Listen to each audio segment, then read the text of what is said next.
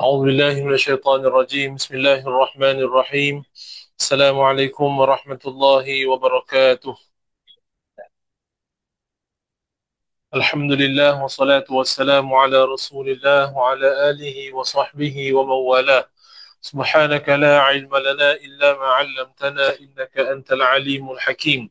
ربنا اشرح لنا صدورنا ويسر لنا أمورنا واحلل عقدة من ألسنتنا يفقه أقوالنا. ربنا يسر ولا تعسر يا كريم. صلى الله على سيدنا محمد وعلى آله وصحبه وسلم والحمد لله رب العالمين. Baik, Alhamdulillah, syukur kepada Allah Subhanahu wa Ta'ala. Sambung kembali pengajian kita dalam mendalami ilmu Al-Quran Al-Karim, khususnya ilmu bacaan Al-Quran. Dan teruskan dengan talaqi Al-Quran. Masuk apa kita?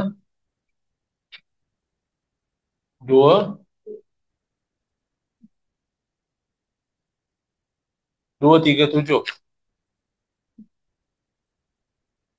Surah Yusuf.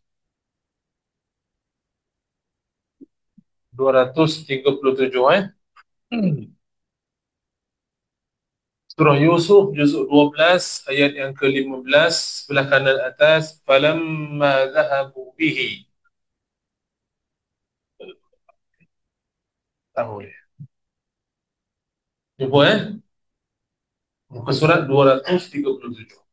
أعوذ بالله من الشيطان الرجيم. أعوذ بالله من الشيطان الرجيم. بسم الله الرحمن الرحيم. بسم الله الرحمن الرحيم. فلما ذهبوا به وأجمعوا أن يجعلوه في غيابة الجب.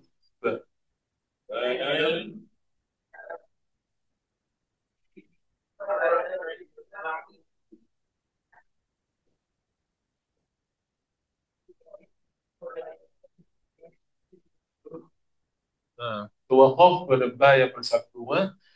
Jadi jelaskan sabdunya dulu, kemudian baru kita qalqalahkan. فلما ذهبوا به وأجمعوا أن يجعلوه في غيابة الجب.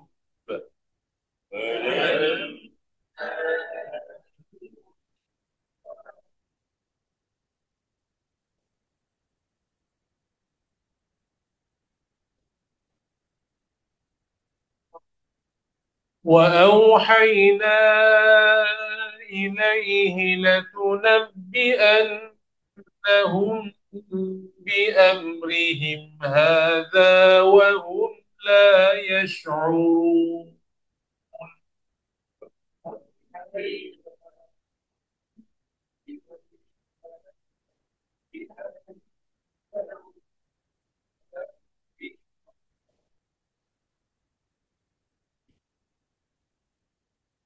وجاءوا أباهم عشاء يبكون.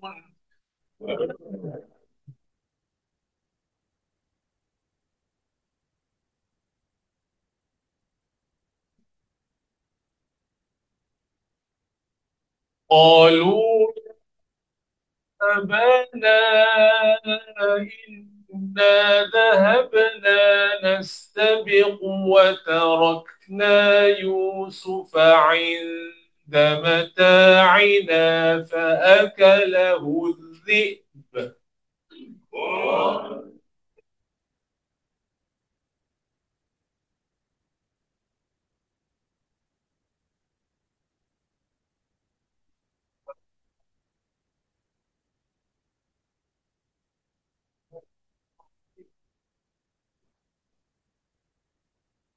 Ini satu lagi. Yang penting fa'akalahu dhib, itu salah. Kalau dhib mulut dah dirapatkan, maka ba tu bersabdu. Yang betulnya sukunkan hamzah dulu, dhib. Ri, bila ri kat sini lah. Bukan di sini. Bukan di bibir. Tapi di kerongkong kan Hamzah kan. Ri, kemudian berqolah pada bab. Ri, b. Ri, b. Itu dia. وتركنا يوسف عند متاعنا فأكله الذئب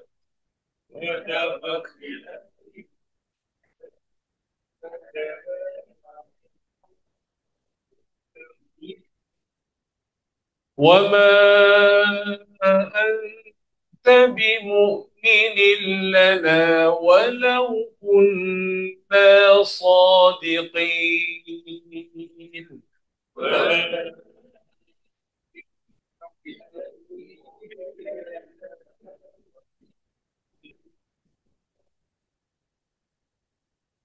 وجاء على قميصه بدم كذب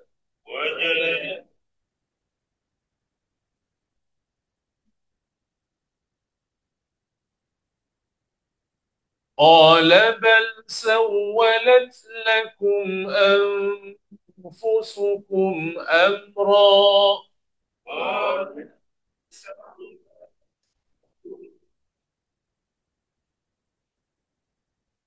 فصبر جميل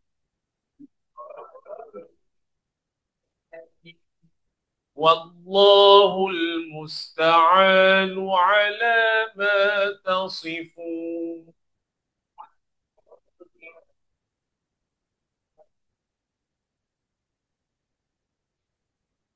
وجاءت سيارة فأرسلوا واردهم فأدلى دلوه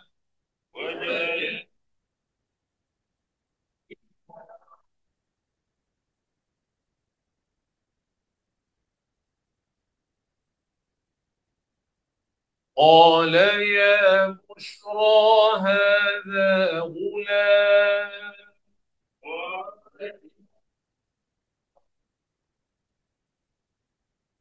وأسروه بضاعة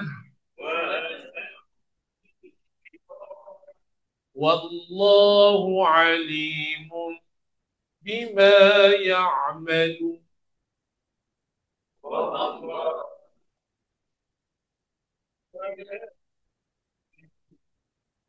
وشروه بثمن بخس دراهم معدودة وكانوا فيه من الزاهدين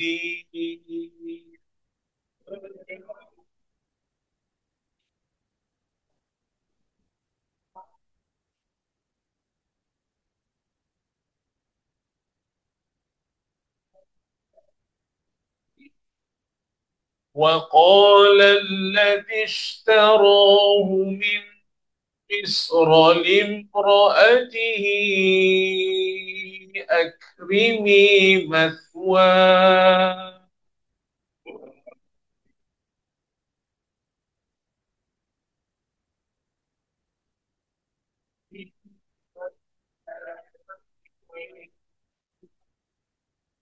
أكرمي مثواه عسى أن ينفعنا أو نتخذه ولدا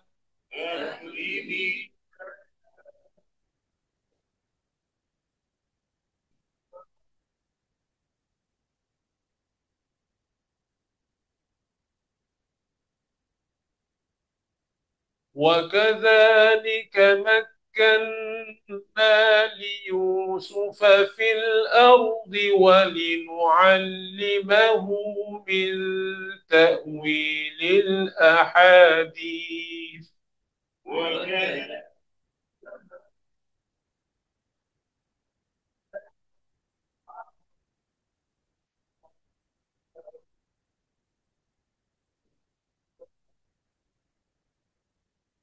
والله غالب على أمره ولكن أكثر الناس لا يعلمون.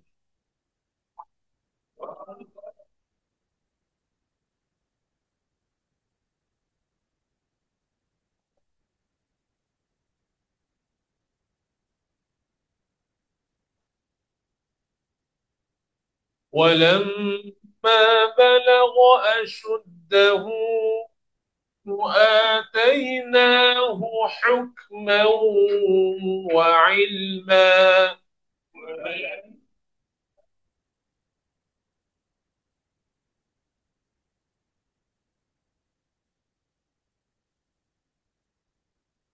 وكذلك نجزي المحسنين.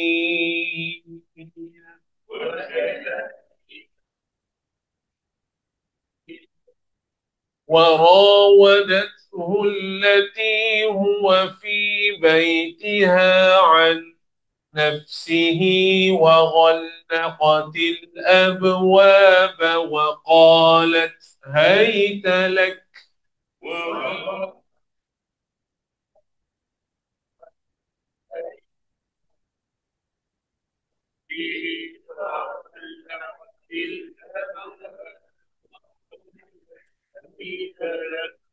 قال معاذ الله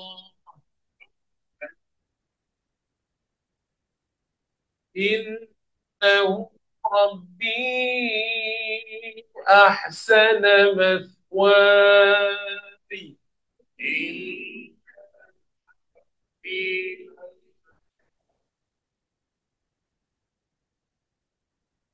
إنه يفلح الظالمون.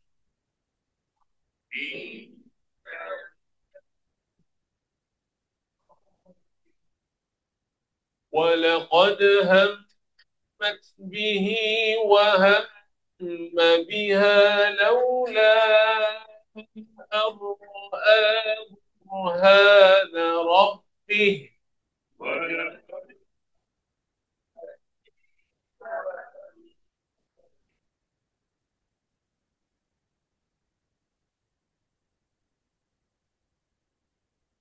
كذلك لنصرف عنه السوء والفحشاء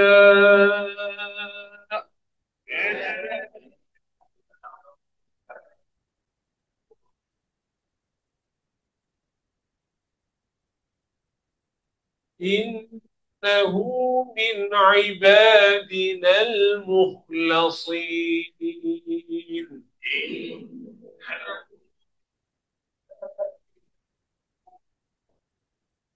واستبق الباب وقدت قميصه من دبر وألف يا سيدها لدى الباب.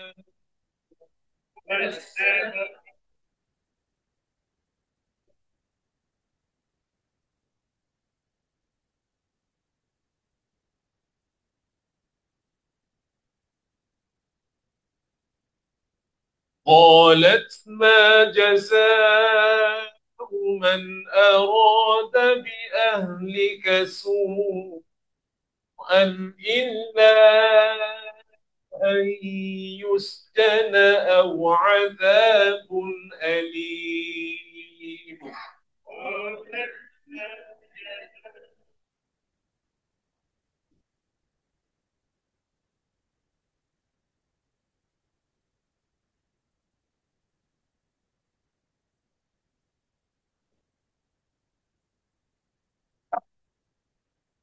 قال هي راودتني عن نفسي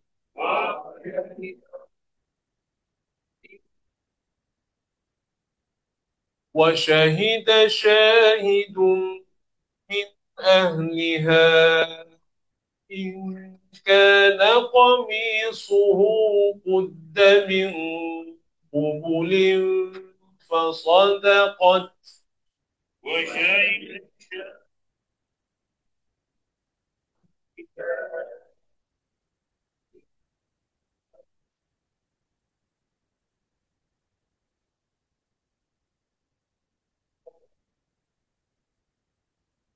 إن كان قميصه قد من قبل فصدقت وهو من الكاذبين.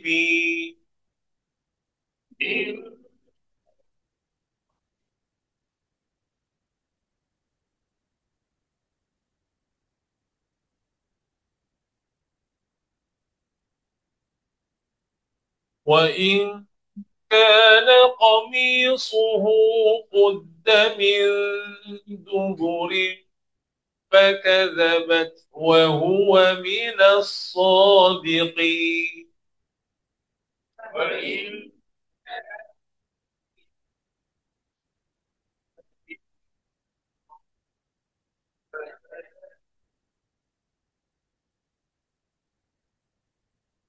فلما رأى قميصه قد من دبر قال إنه من كيدكن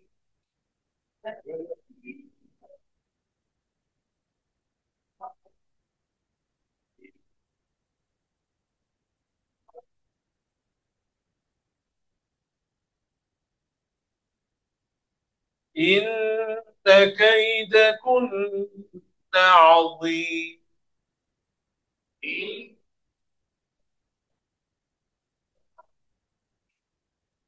يوسف أعرض عن هذا.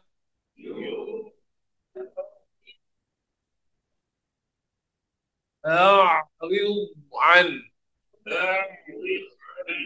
dulu ada suara ain, suara tawassut, dhad, suara raqa, rakhawah, kemudian ril, ril, ada suara dia bukan a'rid an, a'rid an, gitu ya. Ril, ril, suara dia ya. Yusuf a'rid an hadha.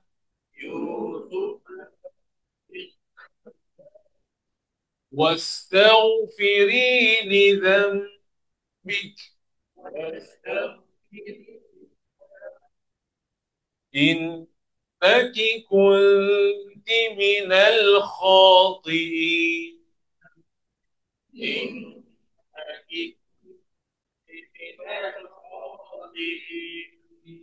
وقال نسوة في المدينة امرأة العزيز تراود فتاها عن نفسه.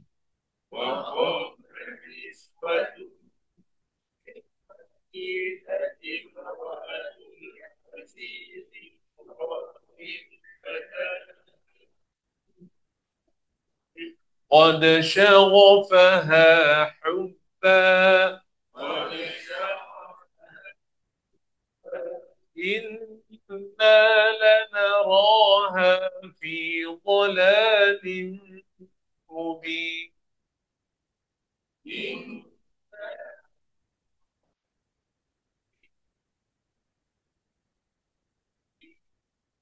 صدق الله العظيم.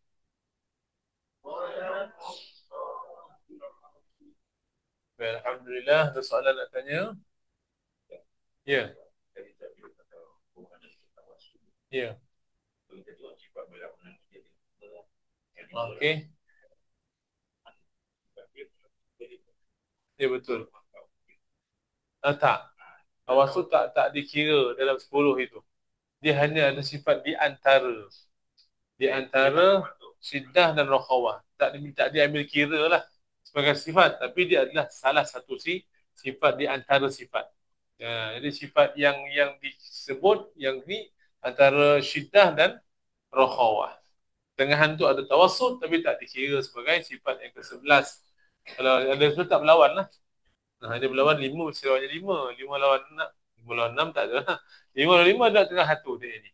Nah, dia yang tengah tu tak disebut dalam perkiraan tapi dia ada dalam sifat. Baik, ada lagi soalan?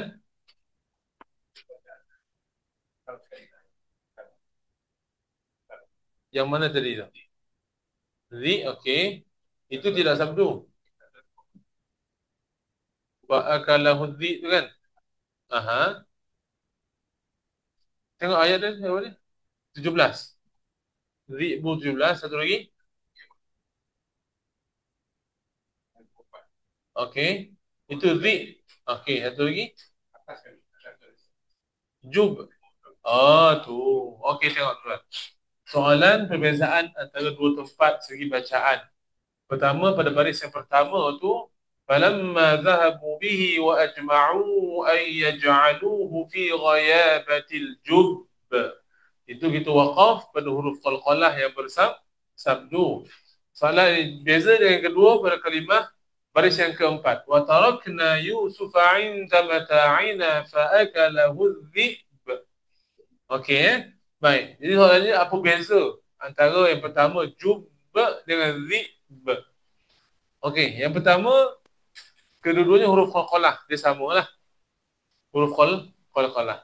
Tapi yang keduanya keadaan dia tak sama. Yang pertama jub tu huruf qalqalah tu sendiri yang bersabdu. Jadi kita memang waqaf pada huruf qalqalah yang bersabdu. Yang kedua bawah tu fa'akalahu dhi'b tu yang mati pertama tu adalah hamzah. Qalqalah tu ba tu hanya zahir sifat qalqalahnya sahaja. Jadi situasi dia tidak samalah. Jadi kalau ikut apa yang disebut Syekh Muhammad, bila huruf qalqalah sukun di akhir sebelum dari huruf sukun lagi, jadi qalqalah yang di akhir tu dia kata qalqalah yang lemah. Adapun yang atas tadi jub tu itu qalqalah akbar istilahnya. Qalqalah yang paling kuat. Maknanya tekan dulu baru keluar bunyi qalqalahnya. Fi ghayabatil jub. Jub. Tekan b. Ha? Memang ada. So jub tu memang ada. So dia huruf ba tu yang bersabdu sendiri. Kita tekan dulu, kemudian kita lepaskan. Memang pada ba tekan dan kita lantunkan huruf ba. Dia bersabdu. Adapun yang zi'bu tu, yang mati tu adalah hamzah. Jadi kita matikan hamzah dulu. Zi bukan zib. Zi hamzah mati dulu. Kemudian ba yang di akhir tu hanya hujung sifatnya saja. B. B. B. Fa'akalahu dhi'b. Fa'akalahu dhi'b. Itu bunyi dia. Ya. Jadi tekan pada hamzah, sukunkan hamzah, qalqalahkan ba secara lemah. Jub memang kuat. Kita tekan dan kita lepaskan. Qalqalah pada huruf ba yang bersab.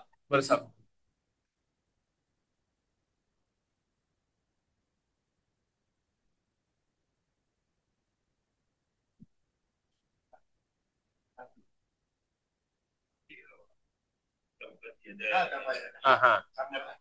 Sama. Watab dengan jubba sama. Dia sama. So, dua-dua huruf ba yang bersabdu dan kita waqaf pada dia. Tabbat yada abi labin wa tab. Sama. Ghayabatil jub. Sama. Okey, boleh. Ada soalan lain? Okey, harap jelas lah ya. InsyaAllah. Ada soalan boleh tanya. Soalan-soalan asas pun tak apa. Tak ada masalah. Kita kongsi sama-sama. Bagi yang dah tahu sebagai pengulangan. Bagi yang tak tahu sebagai ilmu baru kita belajar insyaAllah. Ya.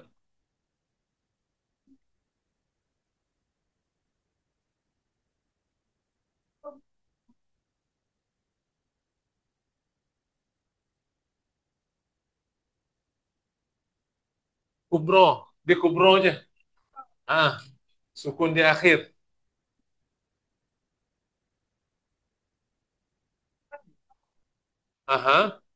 Tak ada sukun. Tengok pada bismillah selepas dia. Tengok bismillah selepas dia. Ada apa? Okey, ba tak ada tanda kan? Tengok bismillah lepas dia. Ada apa? Ada sabdu. Jadi ba tu hilang tanda sukunnya sebab apa? Nak masuk pada ba pada bismillah. Itu dia. Farghab bismillah gitu. Betul, tak ada mati. Tapi kalau kita waqaf dengan qalqalah kubra. Wa ila rabbika farghab. Kalau waqaf. Kalau sambung farghab bismillah. Ingat dia tulisan Quran ni dia tulisan berdasarkan bacaan sambung ke waqaf.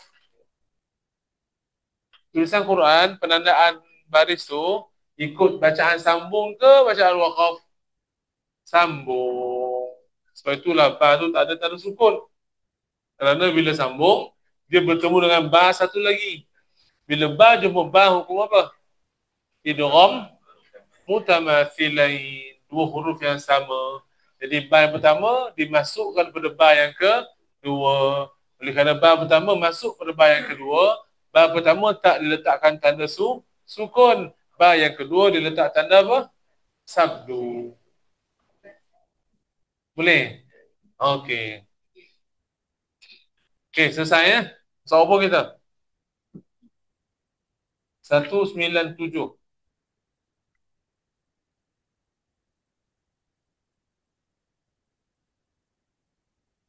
Di mana?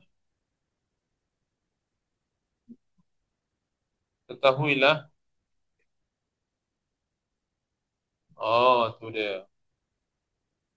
Okey, hukum wakaf pada ra'su ayat. Ra'su ayat ni apa? Setiap akhir ayat. Mudah nak kenal? Ada tanda apa? Tanda nombor ayat dekat akhir itu. Itu namanya tempat ra'su ayat atau disebut sebagai apa? Fasilah. Okey. Kemudian yang kedua tu ulama waqaf berpendapat mengenai hukum waqaf pada ra'su ayat. Ada 4 golongan kan.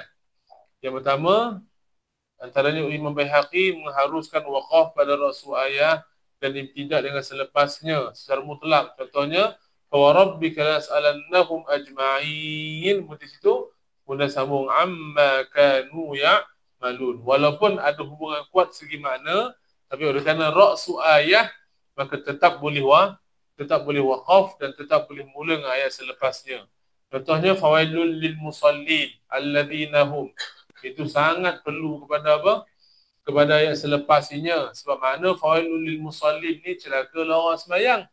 Jadi mesti nak baca alladzina hum an salatihim. Cerita pula celaka pula. Rupanya orang sembahyang yang leka, lalai dan sebagainya.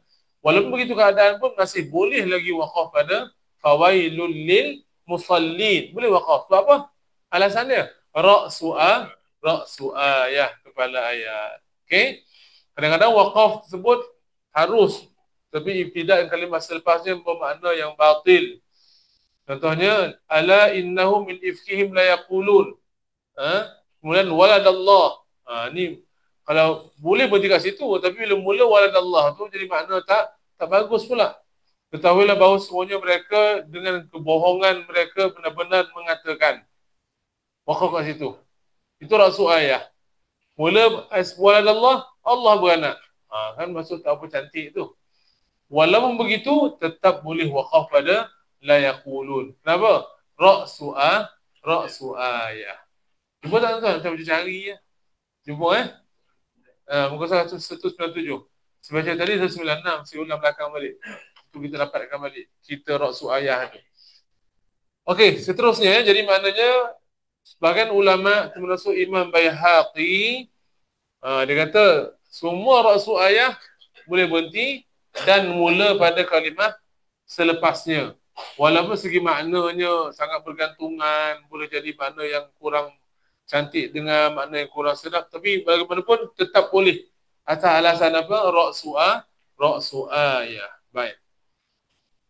Mereka berdalilkan 197 Mereka berdalilkan berhujjah dengan hadis Ummul Mukminin Ummu Salamah radhiyallahu anha bahawa sesungguhnya beliau telah berkata kana Rasulullah sallallahu alaihi wasallam idza qara'a yaqta'u qira'atahu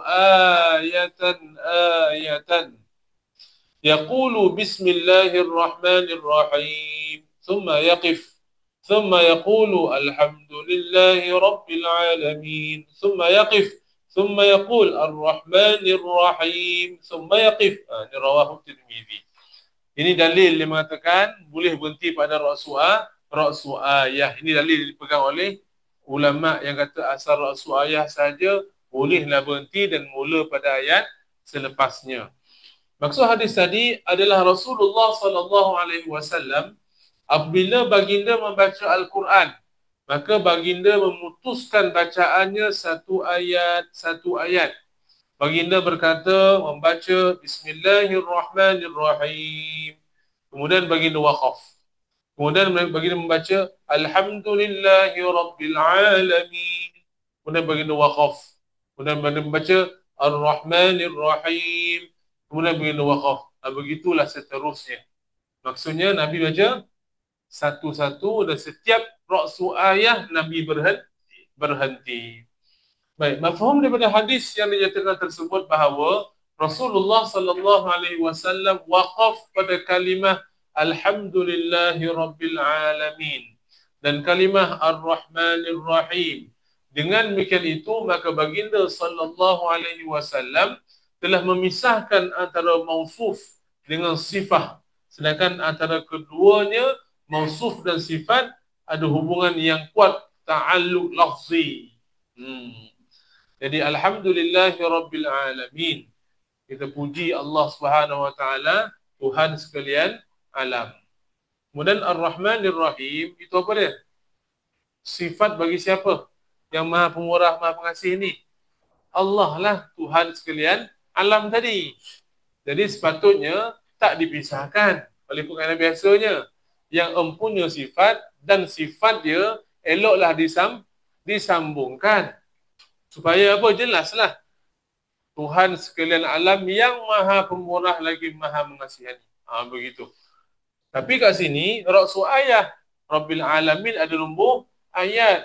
Untuk berhenti kat situ, Ar-Rahmanir Rahim pun nombor ayat. Lalu bagi Nabi SAW, dia waqaf pada Rabbil Alamin. Itu empunya sifat dan dipisahkan dengan Ar-Rahmanir Rahim. Walaupun segi lafaz sangat memerlukan kepada makna selepas Ar-Rahmanir Rahim itu, tapi Nabi waqaf. Ini dalil dipegang oleh siapa? Ulama ni tadi. Sampai waqaf dia kata elok sambunglah apa macam itulah, tapi dia kata ra'su ayah berhentilah. Walaupun makna lepas tu mungkin macam waladallah tadi, macam apa tadi? Yang sebelum tadi kan. Jadi benda tu makna macam merosakkan makna lah. Tapi dah ra'su ayah boleh saja untuk kita waqaf. Fawailul lil musallin. Berdasarkan apa? Hadis Nabi sallallahu alaihi wasallam, Nabi baca Fatihah, Nabi waqaf pada setiap ayat, walaupun ayat tu patutnya disambungkan sifat mausuf sifat Allah tu, tapi Nabi berhenti juga. Maka itulah dalilnya ikut bacaan, contoh bacaan Nabi sallallahu alaihi wasallam, walaupun ada mausuf dan sifat ta'alluq lafzi sangat kuat, perlu sebut empunya sifat dan sifatnya sepatutnya sekali Nabi pisahkan. Baik. Kata setengah ulama yang berpendapat dengan pendapat ini, bahawa sebaik-baik waqaf adalah pada ra'su ayah, walaupun berhubung kuat dengan ayat selepasnya, kerana mengikut petunjuk Rasulullah sallallahu alaihi wasallam dan sunnahnya lebih utama. Okey, jadi dia punya hujah paling kuat apa dia? Sunnah Nabi. Kita ikut bacaan Nabi sallallahu alaihi wasallam. Nabi berhenti, ikutlah bacaan Nabi. Itu yang paling utama. Tapi salah tak orang sambung? Tak salah. Dia bukan istilahnya wajib. Ada tak ada wajib kat sini? Kalau wajib, siapa sambung merosot lah. Wajib ikut Nabi. Tapi tidak. Dalam waqaf kita dah belajar itu kan. Dia punya apa? Dia punya formula paling utama dia. Tidak ada tempat waqaf yang wajib berhenti. Tak ada tempat yang mesti sambung. Melainkan apa? Mesti bersebab. Mesti ada sebab yang sebab sangat kuat. Dan ulama setuju dengan sebab itu. Maka kita ikutlah sebab itu. Tapi yang di sini tidak tertakluk pada itu. Kalau siapa nak pilih bacaan terbaik, silakan waqaf pada setiap akhir ayat. Silakan waqaf. Siapa nak sambung, silakan. Tak ada salahnya. Tak ada salahnya. Cuma nak sambung-sambung lah elok. Bagi hujung tu bagi betul, cara wasal tu betul. Tu okey lah. Cuma sekarang ni saya tengok ada satu trend bacaan imam, dia tak berhenti dari pilih-pilihan yang terbaik ni. Tapi dia berhenti pada pilihan yang kurang cantik. Contoh dia baca uh, uh, اهدنا الصراط المستقيم صراط الذين أنعمت عليهم. اهدنا الصراط المستقيم صراط الذين أنعمت عليهم. Itu غير المغضوب عليهم. Mana lagi cantik? Kalau dia waqaf ihdinas siratal mustaqim, berhenti. Ambil nafas. Siratal ladzina an'amta alaihim ghairil maghdubi alaihim waladdallin. Mana lagi elok? Yang kedua lah. Sebab dia waqaf pada rasul ayat. Kemudian dia tidak waqaf pada an'amta alaihim. Sebab ada sebagian ulama tak setuju waqaf pada an'amta alaihim tu. Kenapa? Sebab dia kata ghairi tu perkataan yang huruf akhirnya baris bawah. Maka dia kata jangan mula daripada situ. Jadi ada masalah lah maknanya. Jadi paling baik kalau kita nak sambung terus lagi bagus. Ihdinas siratal mustaqim siratal ladzina an'amta 'alaihim ghairil maghdubi 'alaihim waladdallin. Itu yang terbaik. Yang lagi baik waqaflah tadi kan. Daripada berhenti an'amta 'alaihim, elok nak sambung terus sampai habis. Sebab apa? Nanti dulu. Sebabnya segi makna ayat tu doa. Daripada ihdinas sirat sampai siratal ladzi, itu doa yang bersambung. Tunjukkan kami jalan yang lurus, jalan orang-orang yang kau bagi nikmat. Jadi kan bersambung segi maknanya itu. Jadi kalau kita nak baca terus, sambung sampai habis. Yang paling baik waqaflah ihdinas siratal mustaqim siratal ladzi, ikut bacaan Nabi. Kalau nak sambung, ambil waqaf tam daripada ihdinas sirat sampai waladdallin. Maknanya daripada mula cerita habis cerita. Itu waqaf yang sempurna. Okey, kalau nafas tak cukup, berhentilah ihdinas siratal mustaqim. Ikut macam yang terbaik Nabi buat. Mula siratal ladzi bagi habis. Yang ambil pada ghairi ni memang orang yang tak ada pilihan dah. Siratal ladzina an'amta 'alaihim. Itu pun nafas Nabi dah. Asal tahu kan. Mana dia punya apa? Ada masalah pernafasan. Itu lain cerita. Ambillah ghairil maghdubi 'alaihim. Boleh. Tapi taklah berdosa. Kita cerita tentang apa ni? Mana yang terbaik dalam pilihan bacaan kita. Yang paling baik ikut bacaan Nabi. Ini hujah dia. Ihdinas siratal mustaqim, rasul ayat. Siratal ladzi waladdallin, rasul ayat. Ataupun kita ambil cara waqaf yang betul tadi, ambil ihdinas sirat sambung dengan siratal ladzi waladdallin terus. Makna jelas habis semua sekali. Cuma jangan ambil ihdinas siratal mustaqim siratal ladzina an'amta 'alaihim.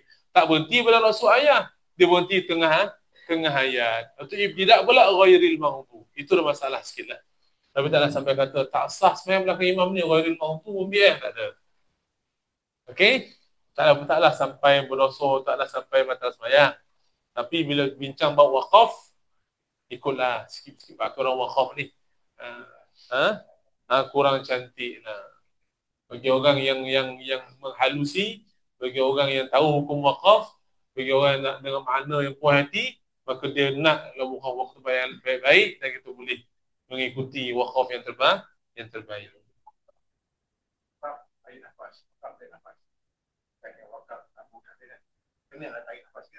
Waqaf mesti tarik nafas. Yang tak tarik nafas saktah namanya. Itu tak syarat. Tak ada syarat waqaf. Tengok nafas. Okey, sambung. Tak ada. Tak payahlah. Nafas tu kita sendirilah ambil. Tak ambil pun ambil juga. Jadi kita ambil. Yang masalah nampak tak nampak tu curi nafas. Curi nafas ni dia nak curi kan sembunyilah. Tak ada curi nafas orang kan. Ghairil maghdubi alaihim walad. Boh, itu curi betul. Itu pancung baik tu kan. Sesaja dia buat Kenapa curi nafas? Dia curi cara apa? Sembunyi. Dia tahu salah, tapi dia tak cukup dah, dia ambil sikit. Itu curi lah tu. Kalau itu merompak. Itu merompak nafas. Terang-terangan itu merompak kan. Kalau curi dia masuk malam-malam, ambil sikit lagi. Itu curi lah. Ya. Segi hukum. Curi nafas, dia termasuk dalam perkara yang boleh merubah makna. Kalau sengaja dia buat dan dia tahu mana, dia saja buat, boleh sampai berdosa kan? Sengaja. Dia tahu makna. Kalau aku curi kat sini, makna terputus, merosakkan makna Al-Quran, kadang-kadang makna jadi sebaliknya pula, Allah cerita lain, kita curi cerita lain. Saja je nak rosakkan makna Al-Quran ni. Dia pun, ha. Itu berdosa lah. Tapi kalau curi nafas biasa kita ni bukan sengaja, makna pun tak tahu. Cuma kita memang nafas dah habis. Lepas tu memang dah style bacaan tabian curi nafas. Ataupun tak tahu nak berhenti. Jadi masa baca tu, dia mana nak berhenti, dia ambil lagi. Ambil. Sampai nombor ayat boleh berhenti. Itu masalah. Tak perlu kita beramai makin serupa. Kita belajarlah cara bersuara yang terbaik. Tak tahu kita belajar. InsyaAllah memang ada cara, ada ada penyelesaian bagi orang nafas pendek untuk baca Quran. Memang ada je. Pakai waqaf ittirari lah. Waqaf yang terpaksa. Sebab nafas lah habis. Berhenti elok-elok, ambil. Berhenti elok-elok, ambil. Maknanya dengan penuh apa? Kesopanan. Ambil secara halal. Jangan curi. Macam tu. Ya.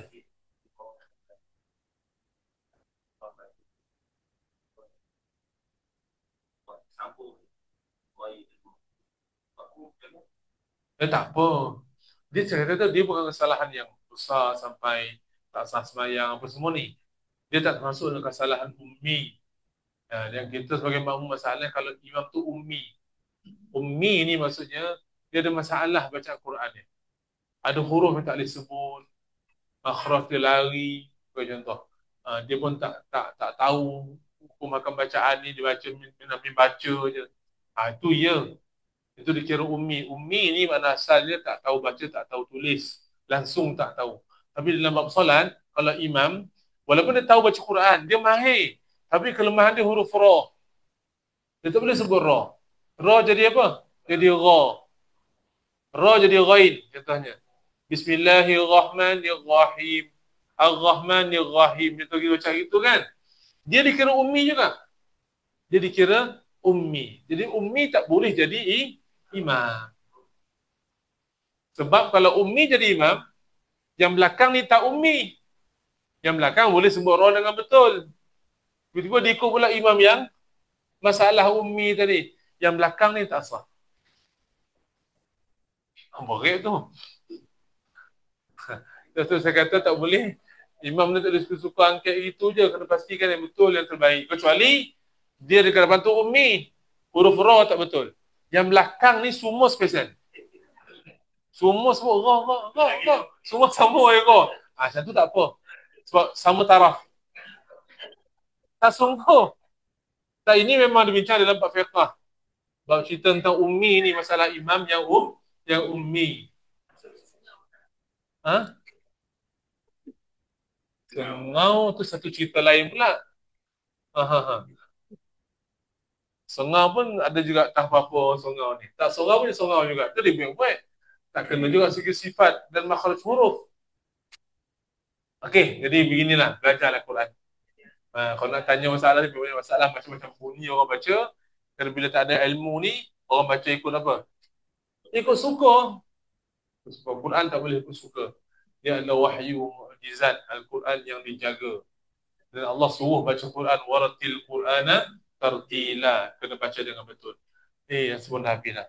Sikit lagi, Syekh Mahmud Khalil Al-Husari telah menyatakan dalam kitabnya Ma'alim Al-Ihtida ila Ma'arifah Al-Waqf Wal-Ibtida bahawa pendapat ini merupakan pendapat yang masyhur di kalangan kebanyakan ahli al-ada, iaitu ulama tajwid. Jadi maknanya kita pegang pandangan yang pertama. Asalkan rasul ayah sahaja boleh boleh wakaf. Cumanya kalau maknanya sangat perlu kepada kalimah berikutnya, janganlah sadaqallahul azim. Sambung sikit lagi. Supaya apa? Maknanya sempurna. Fawailul lil musallin. Celakalah orang sembahyang, sadaqallahul azim. Tergantung sampai sudah. Esok baru sambung. Siapa yang celaka tu? Oh, orang yang sembahyang leka dan lain-lain. Tak, sepatutnya habiskan dulu, barulah kita berhenti wakaf sadaqallahul azim. Kalau tak faham, itu perkara yang kedua. Yang kedua, itu tanpa disengajakanlah. Okey, tuan Jadi Alhamdulillah, selesai tugas kita berbagi ini. Dan kita sedia maklum, Syekh cuti panjang 2 minggu. Syekh balik kampung ke Mesir. Kita doakan keselamatan, kesihatan kepada Syekh di sana. Semoga dapat kembali untuk menyambung kembali kuliah. Kita mendapat ilmu daripada beliau insya-Allah. بسم الله الرحمن الرحيم اللهم ارحمنا بالقرآن واجعله لنا إماما ونورا وهدى ورحمة اللهم ذكرنا منه ما نسينا وعلمنا منه ما جهلنا وارزقنا تلاوته آناء الليل وأطراف النهار واجعله لنا حجة يا رب العالمين وصلى الله على سيدنا محمد وعلى آله وصحبه وسلم والحمد لله رب العالمين تقبل الله منا